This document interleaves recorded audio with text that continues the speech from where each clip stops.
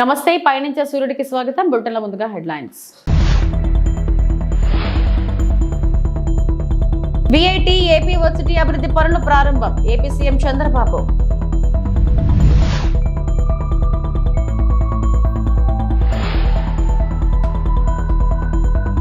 రాష్ట్రంలో రోజుకు 600 టన్నుల సాలిడ్ వేస్ట్ ఉత్పత్తి. మంత్రి నారాయణ.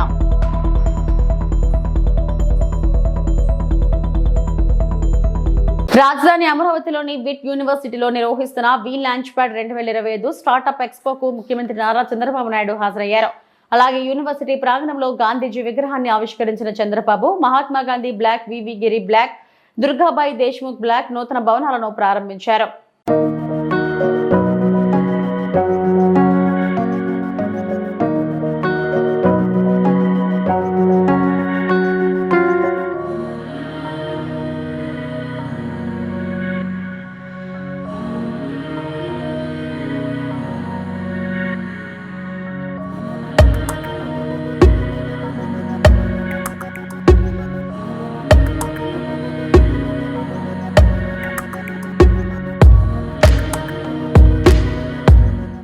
రేపు 2వ తారీఖున ప్రధానమంత్రి గారు అమరావతి పునఃప్రారంభం.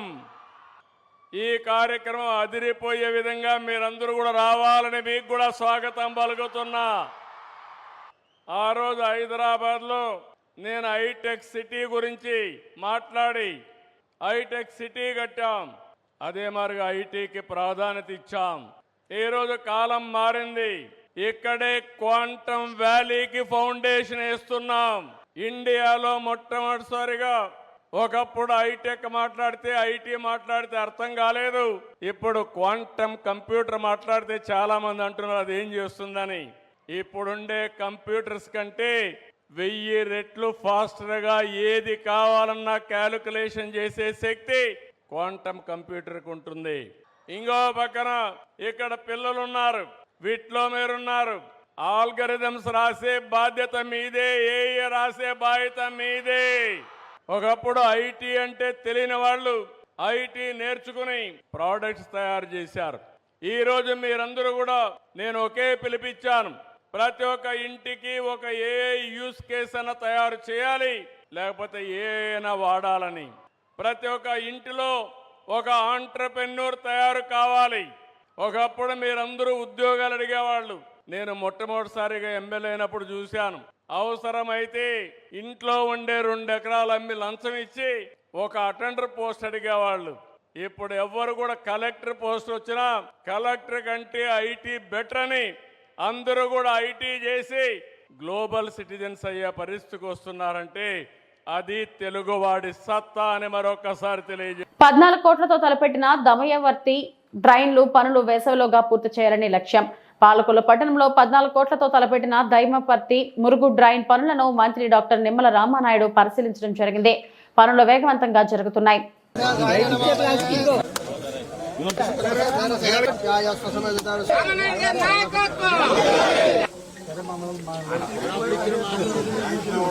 ఈరోజు ఏదైతే చందపర్రు అదేవిధంగా వెలివిల గ్రామాలకి సంబంధించి 1,55,17,000 అంటే 155.17 lakhs తోటి ఈరోజు మరి యొక్క శంకుస్థాపనలు మన రైతు మన రామానాయుడు కార్యక్రమంలో చేసుకోవడం జరిగింది.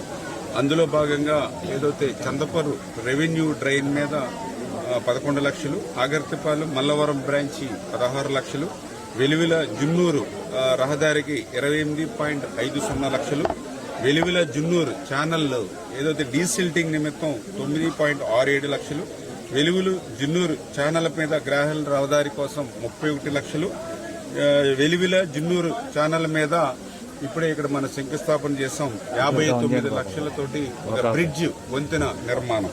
అంటే 155.17 లక్షలతోటి ఈరోజు మనం ఈ 2 గ్రామాల్లో మరి మన రైతు మన రామానాయుడు కార్యక్రమంలో శంకుస్థాపన చేయడం జరిగింది.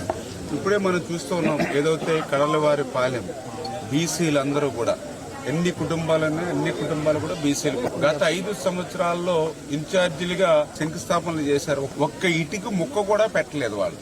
మరి ఈరోజు నేను ఏదైతే ఆ మాట ఇచ్చానో ఆ మాట ప్రకారం అధికారంలోకి వచ్చి 10 నెలలకు కూడా కానిటువంటి స్థితిలో మళ్ళీ ఆ బీసీలు అంటే తెలుగుదేశం అంటే బీసీలు వాళ్ళ రుణం తీర్చుకునే విధంగా నేను పనిచేయాలనేటువంటి ఆలోచనతో ఇచ్చినటువంటి మాటకు కట్టుబడి ఇవాళ కడలవారిపాలెం మరి కడలవారిపాలెనికి ఈరోజు 59 లక్షలు అక్షరాల 59 లక్షలతో ఇక్కడ బ్రిడ్జిని మనం నిర్మాణం చేయబోతూ ఉన్నాం. టెండర్లు పిలిచాం, వర్క్ ఆర్డర్ ఇచ్చాం. ఈ వేసవి కాలంలోనే మరి ఇప్పుడు కాలువలు కడుతూ ఉన్నారు ఈ రోజుతోటి, కాబట్టి ఇమ్మీడియట్గా పనులు ప్రారంభిస్తూ ఉన్నాం.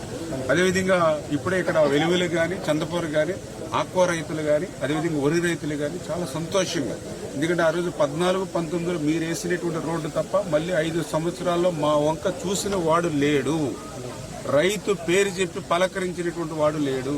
మళ్ళీ మీరు వచ్చారు, ఇవాళ మళ్ళీ మా రైతాంగానికి ఒక మార్గదశ, మా రైతాంగానికి మళ్ళీ ఒక గోల్డెన్ పీరియడ్, ఒక స్వర్ణయుగం మా రైతులకి అని చెప్పి ఈవేళ రైతులే స్వచ్ఛందంగా ముందుకొచ్చి పనిచేస్తున్నటువంటి పరిస్థితి ఖచ్చితంగా రేపు రాబోయేటువంటి రోజుల్లో కూడా, ఎందుకంటే మన అందరికీ అన్నం పెట్టేటువంటి అన్నదాత క్షేమంగా ఉండాలి, అన్నం పెట్టేటువంటి అన్నదాత సంక్షేమమే నాకు ముఖ్యం. అందుచేతే ఒక రైతు బిడ్డగా, ఒక రైతు పక్షపాతిగా, అందులో కూడా ఈ గ్రామంలోనే ఇప్పుడు వెలివెల అటు చందపూర్ మధ్యలో ఆగర్తిపాలెం అంటే ఇక్కడ గ్రామంలో పుట్టి పెరిగినటువంటి వ్యక్తిని, ఈ ప్రాంతంలో ఎక్కడ ఏ సమస్య ఉంది, ఏ ఇబ్బంది ఉంది, ఏ కాలనీలు ఎక్కడి వరకు పోతాయి, ఏ బోధి మీద ఎంత సాగు అవుతుంది, ఏ కెనాల్ పూడికి అయిపోయింది, ఎక్కడ ఈ గ్రావెల్ రోడ్డు ఎవరికి అవసరం, ఇట్లా ప్రతి దాని మీద కూడా ఒక స్పష్టమైనటువంటి అవగాహన 15-20 సంవత్సరాలు ఎన్నికలకు నిలబడక ముందు నుంచి కూడా నాకు అనుభవం ఉన్నటువంటి వల్ల ఈ పనుల్ని ఇంత యుద్ధ ప్రాతిక మీద చేయగలుగుతున్నాం. అదేవిధంగా నియోజకవర్గ ప్రజలు కూడా ఆశీర్వదించారు. ఈవేళ ఒక ఇరిగేషన్ శాఖ మంత్రిగా ఉండడం వల్ల కూడా ఈ నిధులు తీసుకొచ్చి ఈ పనులు చేసేటువంటి శక్తి నాకు వచ్చింది అని అంటే అది నా నియోజకవర్గ ప్రజలు. అంచేత నా నియోజకవర్గ ప్రజలు ఇచ్చినటువంటి అధికారాన్ని నేనేదో ఆస్వాదించడానికో, లేకపోతే నేనేదో బెంగళూరులో ఊటీయో లేకపోతే ఎక్కడో ఇతర దేశాలు రాష్ట్రాల్లో తిరగడానికి ఉపయోగించుకోకుండా ఉదయం 5:30 నుంచి రాత్రి 11-12 వరకు ప్రజల కోసం పనిచేస్తూ ఈ పనులన్నీ కూడా పూర్తి చేస్తున్నామని చెప్పి తెలియజేసుకుంటూ భవిష్యత్తులో కూడా ఈ యొక్క నియోజకవర్గ ప్రజలకు రైతాంగానికి అండగా తోడుగా. రాష్ట్రంలో రోజుకు 600 టన్నుల సాలిడ్ వేస్ట్ ఉత్పత్తి అవుతుందని మంత్రి నారాయణ అన్నారు. వ్యర్థాల ఏరివేతకు 4 దీమ్లలో పరిశుభ్రత కార్యక్రమాలు నిర్వహించనున్నట్లు తెలిపారు. విజయవాడలోని స్వచ్ఛంద్ర కెపాసిటీ బిల్డింగ్ పై పురపాలక స్వచ్ఛంద్ర కార్పొరేషన్ శాఖల అధికారులతో ఆయన వర్క్ షాప్ నిర్వహించారు. దేశంలోని వివిధ రాష్ట్రాల ప్రభుత్వాలు చెత్త ఏరివేతకు అనుసరిస్తున్న ఉత్తమ విధానాలను రాష్ట్రంలో అమలు చేయాలని అధికారులకు సూచించారు. పరిశుభ్రత, రీసైక్లింగ్ పై ప్రజల్లో విస్తృత ప్రచారం కల్పించాలన్నారు. ఏదైతే ముఖ్యమంత్రి గారు స్వచ్ఛాంధ్ర కార్పొరేషన్ ని స్వచ్ఛ భారత్ కు అనుగుణంగా ఆ ప్రిన్సిపల్స్ పెట్టారో అవి నెరవేర్చాలంటే ఒకటి, ప్రతి ఒక్క వ్యక్తి మనసు స్వచ్ఛంగా ఉండాలి, పరిసరాలు స్వచ్ఛంగా ఉండాలి, మన ఇళ్లు స్వచ్ఛంగా ఉండాలి అనే ఒక నినాదంతో ఈరోజు యాక్చువల్ గా ఈ స్వచ్ఛాంధ్ర కార్పొరేషన్ ని ముందు తీసుకుపోతున్నాం. అయితే ప్రజలకు అవేర్నెస్ కలిగించాలి, ప్రజల భాగస్వామ్యం కల్పించాలనే ఉద్దేశంతో ప్రతి నెల 3వ శనివారం ముఖ్యమంత్రి గారు స్వయంగా వారే ఒక కాన్ఫరెన్స్ సెలెక్ట్ చేసుకుని ఈ స్వచ్ఛాంధ్ర యొక్క కార్యక్రమాన్ని నిర్వహిస్తారు. నిజమైన స్వచ్ఛాంధ్ర, స్వచ్ఛ భారతం సాధించగలం అనేది ఈ ప్రభుత్వం యొక్క లక్ష్యం. అనేక దేశాలలో, అనేక రాష్ట్రాలలో, అనేక జిల్లాల్లో ఎలా జరుగుతుంది, ఏ విధంగా మన ప్రజలను కూడా అవేర్నెస్ చేయాలనే దానికి ఈరోజు ఇక్కడ ఒక కార్యక్రమాన్ని 4 థీములతో వర్క్షాప్ పెట్టుకున్నారు. దాంట్లో వచ్చే అవుట్పుట్ తీసుకొని వాటిని ఇంప్లిమెంట్ చేసి ప్రజలకు అవేర్నెస్ కల్పించి నిజమైన స్వచ్ఛాంధ్ర, స్వచ్ఛ భారత్ని ఈ రాష్ట్రంలో నెలకొల్పడం జరుగుతుంది. తిరుమల శ్రీవారిని సినీ నటుడు నాని, నటి శ్రీనిధి శెట్టి దర్శించుకున్నారు. ఆదివారం వేకువజామున శ్రీవారి సుప్రభాత సేవలో వారు పాల్గొన్నారు. టీటీడీ అధికారులు వీరికి స్వాగతం పలికి దర్శన ఏర్పాట్లు చేశారు. దర్శనం అనంతరం రంగనాయకుల మండపంలోని నాని, శ్రీనిధికి పండితులు ఆశీర్వచనం చేసి స్వామివారి తీర్థ ప్రసాదాలను అందజేశారు.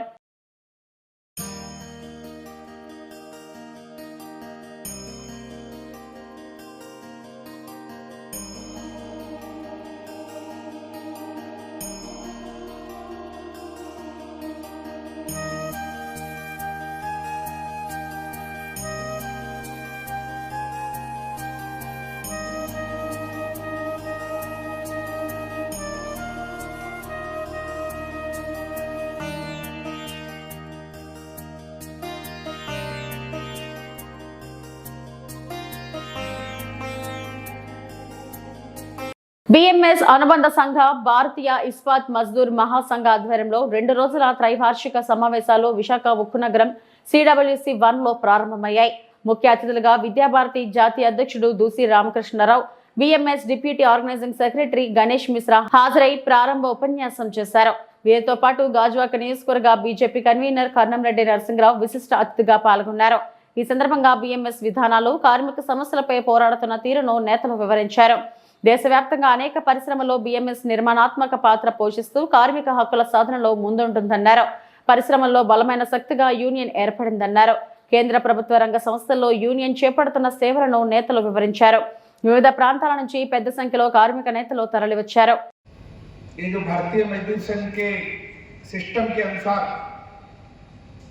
महासंघों का अधिवेशन का ये वर्ष है, उसी के क्रम में अखिल भारतीय इस्पात मजदूर महासंघ का ये अधिवेशन, त्रैवार्षिक अधिवेशन विशाखापट्टनम में संपन्न होने जा रहा है। आज जब हम इस अवसर पर विचार करते हैं, एकत्रित होते हैं, तो निश्चित रूप से भारतीय मजदूर संघ का विचार अवश्य करते हैं कि भाई इस देश के अंदर जब हमसे पहले 4 सेंट्रल ट्रेड यूनियन थी, तो भारतीय मजदूर संघ की आवश्यकता क्यों थी, इस चीज को हमेशा हमको ध्यान रखना चाहिए। इस बात को ध्यान रखेंगे तो हम कभी अपने रास्ते से भटकेंगे नहीं। ध्यान क्या रखना चाहिए, क्या आप सब जानते हैं, इस देश का जो पहला ट्रेड यूनियन बना था, जिसको हम AITUC एटक के नाम से जानते हैं, 1920 में बना था। क्यों बना था? तो अगर इसका विचार करेंगे तो केवल एक ही विचार आता है वहां पर कि 1919 में ILO बना था, इंटरनेशनल लेबर ऑर्गेनाइजेशन। वहां पर भारत को के किसी प्रतिनिधि को भेजना था और उसकी ये शर्त थी कि उस देश का सबसे बड़ा जो श्रम संगठन होगा उसका प्रतिनिधि ही ILO में जा सकता है, इसलिए AITUC बना था। बाद में आज़ादी के आंदोलन के समय इस मजदूर लोगों को भी आंदोलन से जोड़ा जाना चाहिए, ये उद्देश्य लेके इसके लोग चले थे, लेकिन इनके अंदर अनेक विचारधाराएं आ गई और उसके कारण से 1936 आते आते तक इसके 4 टुकड़े हो गए थे। 1940 में ये पुनः एक हुए थे, लेकिन कुल मिलाकर के इसका नेतृत्व लाल झंडे वालों का, जो रूस और चीन में अपना आस्था रखते थे, ऐसे लोगों के हाथ में आ गया था। तब सरदार वल्लभ भाई पटेल को लगा कि देश आजाद हो जाएगा, तो ये एटक जो है हमारे हाथ में रहने वाला नहीं है, और इसलिए उन्होंने 1947 में और INTUC की स्थापना कर दी। అలాగే మా పక్కనున్న వారు దేవేంద్ర కుమార్ పాండే గారు, వారు స్టీల్ ఇన్ఛార్జి అఖిల భారత మజ్దూర్ సంఘ్ 17వ త్రైవార్షిక సమావేశం ఉక్కు నగరంలో పెట్టడం జరిగింది. ఇది ప్రతి 3 సంవత్సరాలకి ఒకసారి కార్యక్రమం జరుగుతుంది. ఈసారి దీన్ని ఉక్కు నగరంలో నిర్వహించడానికి మేము రాష్ట్రీయ ఇస్పాత్ మజ్దూర్ సంఘ్ అవకాశం దొరికింది. ఇక్కడ ఉన్నటువంటి పరిస్థితుల దృష్ట్యా ఈ కార్యక్రమం నిర్వహించడానికి అందరూ సహకరించారు. ఇక్కడ ఇది పెట్టడం వల్ల RINL ఈ కార్యక్రమం జరిగింది, ఇది దేశవ్యాప్తంగా తెలుస్తుంది. తద్వారా RINL యొక్క స్థితి కూడా భారతదేశానికి తెలుస్తుంది, స్టీల్ ఇండస్ట్రీకి అనేటటువంటి ముఖ్య ఉద్దేశంతో ఈరోజు ఉక్కు నగరంలో నిర్వహించడం జరిగింది ఈ కార్యక్రమం. మా మిత్రులు రమణ గారు RINL విషయాలు వారు మాట్లాడతారు. ఈరోజు జరిగినటువంటి ఇది ప్రారంభ కార్యక్రమం మాత్రమే. రేపు 28వ తారీఖు సాయంత్రం వరకు ఈ కార్యక్రమం జరుగుతుంది. ఏదైతే ఈ కార్యక్రమంలో గత 3 సంవత్సరాలు భారతీయ మజ్దూర్ సంఘ్ రిపోర్టు మరియు రాబోయే 3 సంవత్సరాలకి కార్యాచరణ ఉంటుంది. ఇక్కడ పెట్టడానికి గల ముఖ్య ఉద్దేశం ఇందాకే చెప్పాను నేను. అలాగే రేపు మేము తీర్మానాలు ప్రవేశపెడతాం. ఆ తీర్మానాలని కేంద్ర ప్రభుత్వ దృష్టికి, కేంద్ర BMS దృష్టికి తీసుకెళ్లి ఆ సమస్యల్ని పరిష్కరించబడటానికి భారతీయ మజ్దూర్ సంఘ్ కృషి చేస్తుంది. స్టీల్ ప్లాంట్ ఏదైతే ప్రైవేటీకరణ భయం ఉందో దాన్ని పూర్తిగా దూరం చేయడానికి, అలాగే ఉత్పత్తి కోసం అవసరమైనటువంటి మౌలిక సదుపాయాలన్నీ కల్పించడానికి గవర్నమెంట్ మీద ప్రెజర్ దేశం కోసం, అలాగే రా మెటీరియల్లో ఉన్న సమస్య ఏదైతే ఉందో దాన్ని తొలగించడం కోసం, ఉద్యోగుల వేతన సవరణ, ముఖ్యంగా నిర్వాసితులు కాంట్రాక్ట్ లేబర్గా ఉండి కూడా వాళ్ళ ఉద్యోగాలు తీసేటటువంటి పరిస్థితి ఉంది. ఈ పరిస్థితిని మనం BMSగా నిలువరించి ఇవాళ ఏదైతే సమావేశాలు జరుగుతాయి, ఈ సమావేశాల్లో ఈ విషయాలు తీర్మానం చేస్తాం. ఈ తీర్మాన ప్రతిపాదనల్ని కేంద్ర ప్రభుత్వానికి మరియు కేంద్ర బిఎంఎస్కి పంపించే అవసరం అయితే ఢిల్లీ వెళ్ళైనా పోరాడి ఈ సమస్యల మీద పోరాటం చేసి భారతీయ మజ్దూర్ మహాసంఘ్ తరపున కుమ్మనేని శ్రీనివాసరావు అధ్యక్షుడు నేను ఇచ్చేటటువంటి హామీ ఏంటంటే ఈ విశాఖ ఉక్కును రక్షించుకోవడానికి పెహల్గాం ఉగ్రవాది దాడికి నిరసనగా విశాఖ పారిశ్రామిక ప్రాంతం జింగ్ గ్రౌండ్ వర్కర్స్ అసోసియేషన్ ఆధ్వర్యంలో భారీ ర్యాలీ నిర్వహించారు. ఈ సందర్భంగా అసోసియేషన్ అధ్యక్షుడు అంకిరెడ్డి మార్కండేయులు, జనసేన సీనియర్ నాయకుడు గంధం వెంకట్రావు మాట్లాడుతూ ఉగ్రవాదులను అంతం చేస్తేనే ప్రపంచం శాంతింపబడుతుందని అన్నారు. పర్యాటకులపై ఉగ్రమూకలు దాడి చేసి ప్రాణాలను తీశారని, అటువంటి వారికి కఠిన శిక్ష వేయాల్సిందన్నారు. ఉగ్రవాది దాడిలో మృతి చెందిన కుటుంబాలకు ప్రగాఢ సానుభూతిని తెలియజేశారు.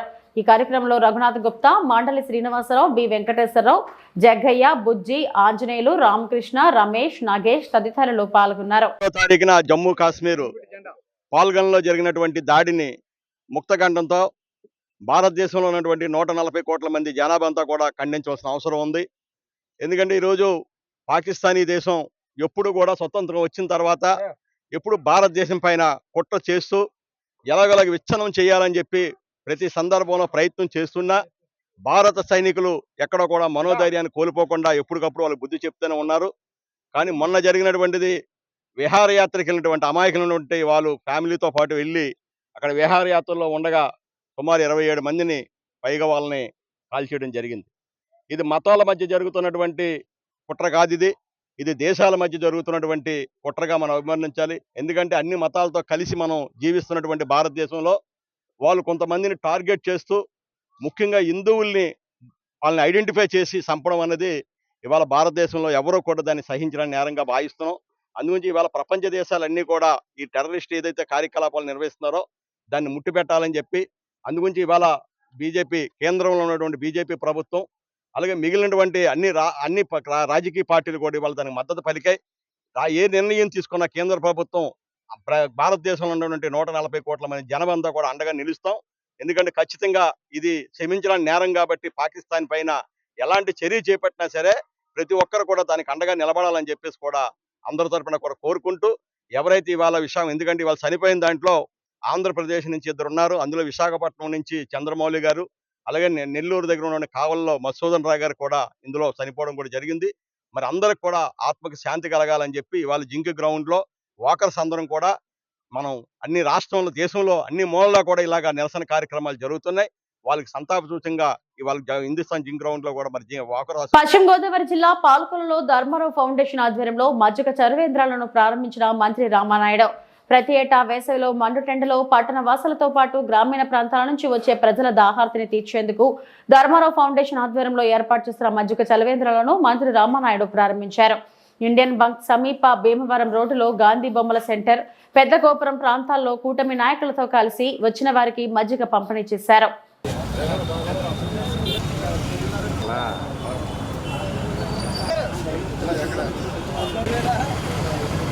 Doctor BR Ambedkar, Mother Teresa స్ఫూర్తితో 2005 సంవత్సరంలో ధర్మారావు ఫౌండేషన్ ఏర్పాటు చేసినప్పటి నుంచి కూడా వేసవి కాలంలో మరి యొక్క బాటసారుల యొక్క దాహార్తిని తీర్చడానికి మరి చలివేంద్రాలని పెద్ద ఎత్తున పాలకొల్లులో ఏర్పాటు చేస్తున్న విషయం మీ అందరికీ తెలుసు.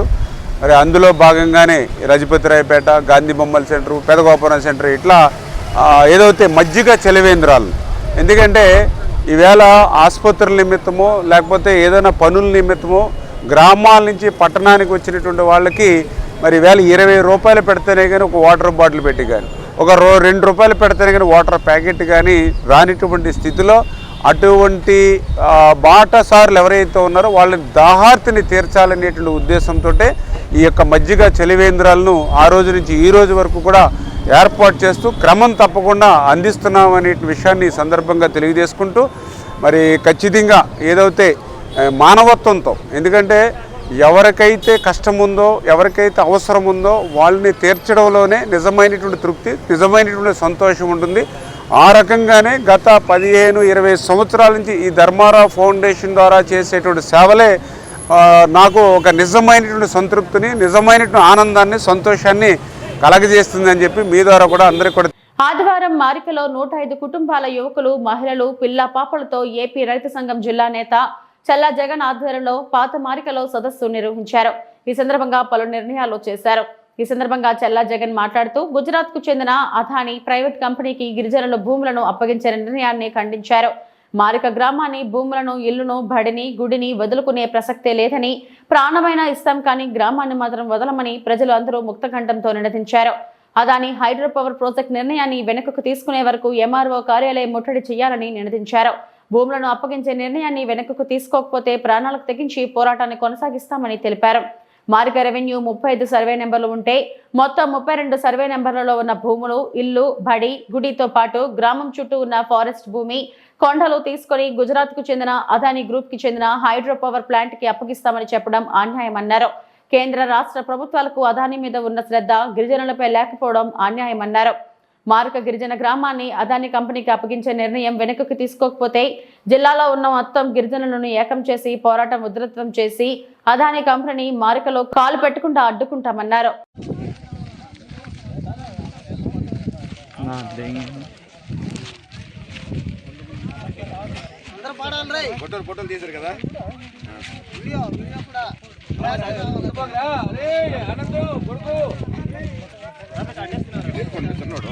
ఇది పొలానికి వచ్చాడు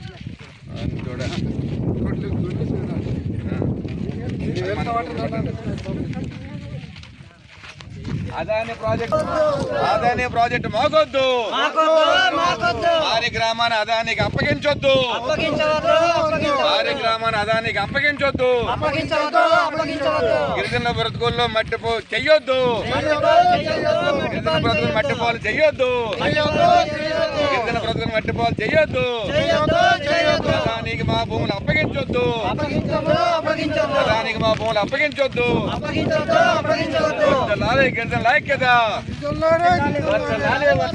వర్ధిల్లాలి గిరిజన ఐక్యత, వర్ధిల్లాలి గిరిజన ఐక్యత.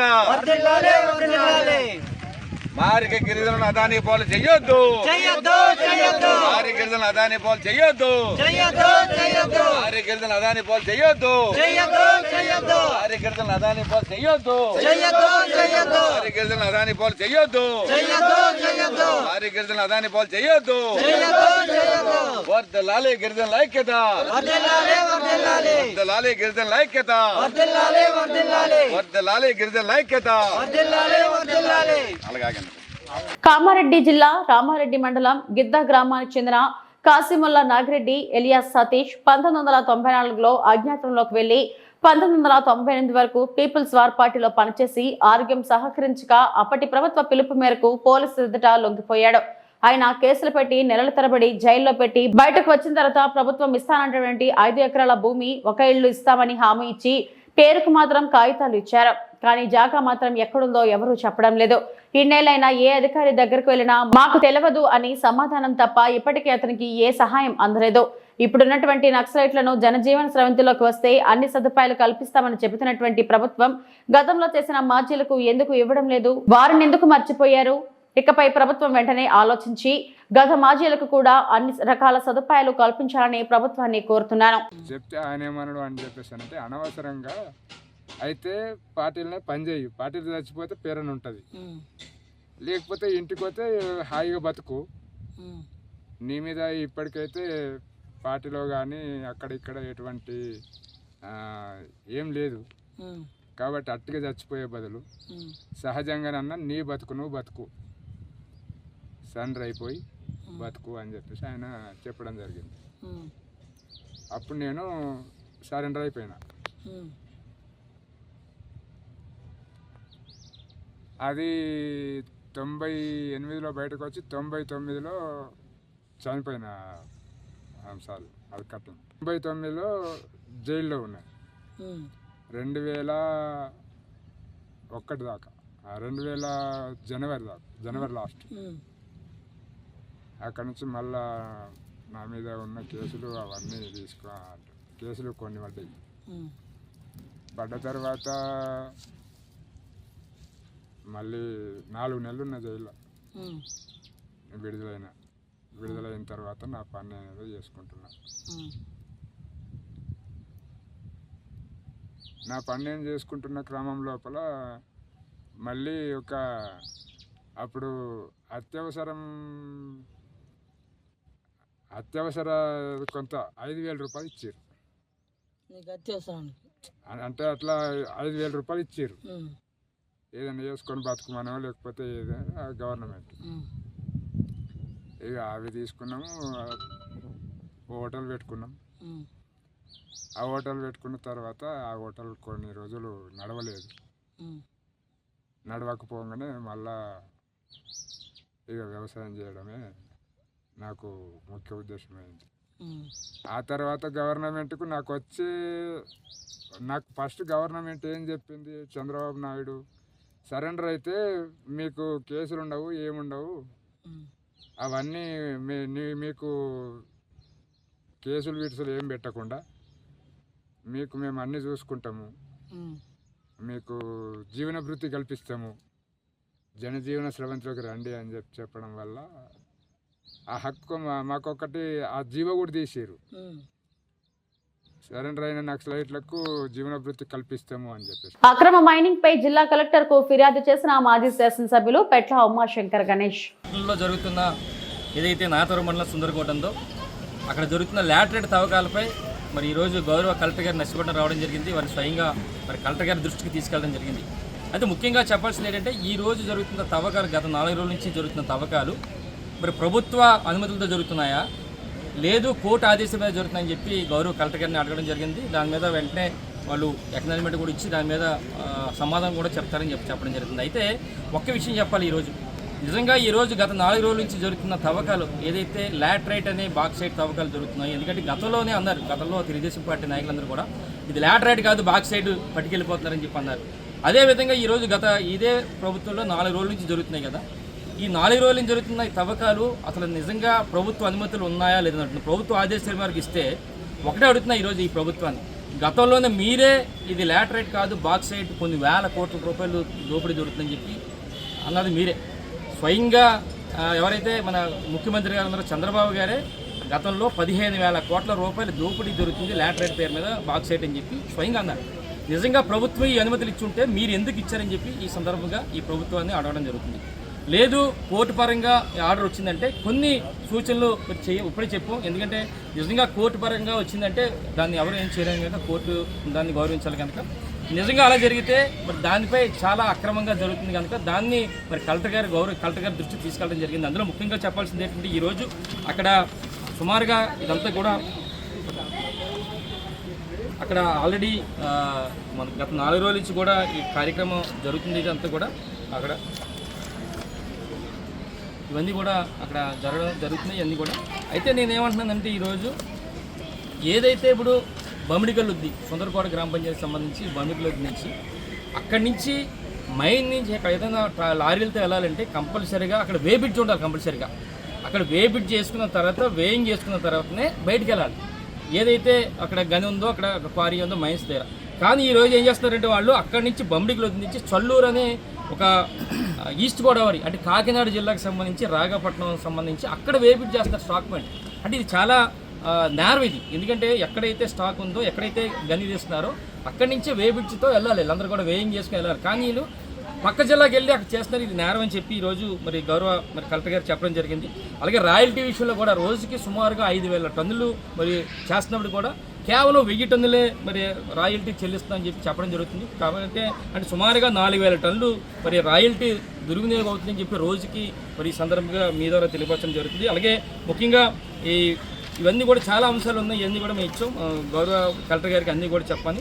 ఎందుకంటే ముఖ్యంగా చెప్తున్నానంటే ఇది గత ప్రభుత్వంలోనే ఇది ఎన్జిటీలో పెండింగ్ ఉంది కేసు, నేషనల్ గ్రీన్ ట్రిబ్యునల్లో ఈ కేసు పెండింగ్ ఉంది. పెండింగ్లో ఉన్న కేసు దాన్ని కూడా ఈరోజు తవ్వుతున్నారంటే మరి ఏ విధంగా మరి ప్రభుత్వ పరంగా ప్రభుత్వ అండదండలు తవ్వుతున్నారా, నిజంగా మరి ఏదైనా మరి న్యాయస్థానాలు ఇచ్చాయని చెప్పి మరి చెప్పాల్సిన అవసరం ఉంది. ముఖ్యంగా చెప్పాలంటే ఈరోజు ఏదైతే ఆ ప్రాంతంలో ఆదివాసులు ఉన్నారో వాళ్ళ తాలూకా హక్కులందరినీ కూడా ఉల్లంఘించే కార్యక్రమం మరి చేపట్టడం జరుగుతుంది. ఎందుకంటే అక్కడికి రావాల్సిన వాళ్ళకి నిజంగా వాళ్ళకి ఇవ్వాల్సిన రాయల్టీస్ అన్నీ కూడా ఇచ్చిన తర్వాతనే వాళ్ళకి చేయాల్సిన కార్యక్రమం ఏదైతే మరి యాక్ట్ ప్రకారం ఉన్నాయో అన్నీ ఇచ్చిన తర్వాతనే చేయాల్సిన అవసరం ఉంది. కనుక మరి ఇట్లా అన్నింటి కూడా ఇలాంటి ఈ విధంగా చాలా ఉన్నాయి. అంటే ఇవన్నీ కూడా మా దృష్టికి కొన్ని వచ్చినాయి, మిగతా అన్నీ కూడా త్వరలోనే కూడా మేము ఆ గ్రామంలో ఉన్న ఆ స్థావరంలో ఉన్న ఆ ఏరియాలో ఉన్న మా పార్టీ నాయకులు కానీ పార్టీ ప్రజలు కానీ లేదా ఆ గ్రామ ప్రజలందరితో కూడా మేము కూడా ఒకసారి సమావేశం అయ్యి వాళ్ళ దగ్గర నుంచి వాళ్ళ తాలూకా అభిప్రాయాలు కూడా తీసుకొని రేపు రాబోయే రోజుల్లో మరింతగా మరి అధికారులను కలిసి దాని మీద మరి పోరాటం చేస్తాం. ముఖ్యంగా కొన్ని విషయాలు మా దృష్టికి వచ్చే కనుక దాని మీద ఈ కార్యక్రమం చేసాం కనుక దయచేసి మరి ఇప్పుడు మన గౌరవ కలెక్టర్ గారిని కోరేదంటే ఏదైతే అక్రమంగా అక్కడ జరుగుతుందో నిబంధనలు పాటించకుండా చేస్తున్నారో దాన్ని వెంటనే మైనింగ్ని ఆపాలని చెప్పి మీ ద్వారా తెలియపరచడం జరుగుతుంది. గౌరవ కలెక్టర్ గారిని కూడా కోరాం. మరి తొందరలోనే దీనిపై విచారణ జరిపి చేస్తానని చెప్పి మాట ఇవ్వడం జరిగింది. ఇవి ఇప్పటివరకు నా బులెటిన్ అప్డేట్స్. నమస్తే.